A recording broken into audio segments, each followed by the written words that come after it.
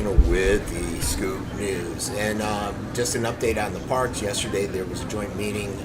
The audio was on, so I listened to the audio the entire time. It was interesting. Basically, Dieter started off saying, look, I didn't want to send the letter. I thought it was a bad idea. Carajulo, I guess, didn't want to send it either. But it was sent, and they expected the results that they got from the city and the residents. And so they made a commitment to rescind it. They couldn't do a vote there today, so they'll do it at their next meeting to rescind the notice of termination.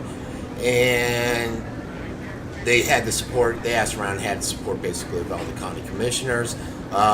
They went in and discussed essentially what the administrators came up with, and the decision that still sits out there is how will they transfer the well-filled park over to Venice, be it through a deed or through a lease program. That has to be decided. They'll also need to decide where to put the parking spaces, because Pine Brook Park and a lot of the city politicians are adamant that none of Pine Brook Park be taken up for that. The Friends of Pine Brook Park, I should say. And they need to figure out how they're going to manage the parks. I think it was Gates, if memory serves me right, that came on and said, look, we don't have anyone in place. This is going to cost us a lot of money to take over these parks. We don't have a parks program. And I believe it was Hines that came back and said, well, we're in the same boat, so deal with it. Essentially, that's how it came out. And then they addressed some other issues yesterday, like hurricane safety. And I don't know, Hollick was trying to make a point that there's a hardened place that they don't want to use. I don't know what his point was by asking the question a few times. But they basically said that due to the criteria that's out there, they can't use the community center, and they're looking at other options being the Salvation Army building, Sky, YMCA, American Legion 159 post. With that, they would see if they could work in conjunction to harden those facilities, bring them up to standards, and support them financially during a crisis if they need to be used as a center.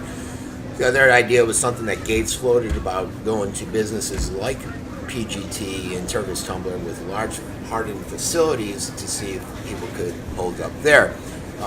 Then they talked a little bit about the short-term idea of what to do to this year, since nothing will be in place, and how to get people transported to these areas where they can essentially hold up the shelters. Somebody did note, and I don't remember who, because it wasn't visual, it was all audio, and they said, look, that's fine and good, but a lot of the facilities were packed and they were coming to the community center. And so there's essentially noting that there's not enough shelters in place now. That was basically everything that they covered there. They had some other stuff built in there. I touched briefly yesterday. I put out something about the Seaboard and the total renovation.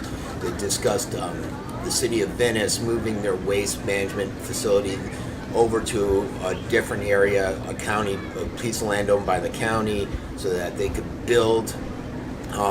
start their building or their renovation of the Seaboard area, which they said they want restaurants. And it's been said in the past. I don't know. It was funny because I brought this up once about a year and a half ago, and it was all being denied, even though it was in the paper, where they want it to be the future. The envision is that it'll be a river walk similar to Bradenton, but in Venice standards. That's where we stand. That's how the meeting went. Everybody have a great day. This has been Frankie Abbruzzino with The Scoop.